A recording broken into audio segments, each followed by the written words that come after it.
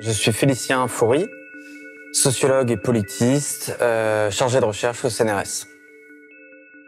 Qu'est-ce qui fait qu'ils vont se tourner vers le Rassemblement national plutôt que vers des offres de gauche, y compris des offres de gauche qui vont peu parler d'immigration ou en tout cas en parler de manière plutôt négative ou réactionnaire, on va dire. Là encore, je pense que c'est aussi pour ça que j'ai fait mon travail. C'est pour insister sur cette dimension essentielle qu'est le racisme. C'est qu'il y a une force sociale et politique du racisme qui fait voter les gens. Bon, quand on regarde les motivations du vote RN, il y en a souvent de deux ordres. Il y a d'un côté la question du pouvoir d'achat.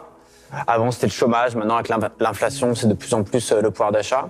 Et de l'autre, il y a ce qu'on appelle un peu pudiquement le rejet de l'immigration. En fait, le rejet des immigrés et plus largement le rejet des minorités ethno-raciales. Et souvent, on met en opposition ces deux types de motivations. On essaie de se demander qu'est-ce qui compte le plus. Est-ce que ce sont les expériences de classe ou est-ce que ce sont en gros leur racisme? Et moi, quand on fait des entretiens, on se rend compte qu'en fait, ça n'a aucun sens de hiérarchiser ces deux thématiques parce que justement, pour les individus, elles sont liées entre elles.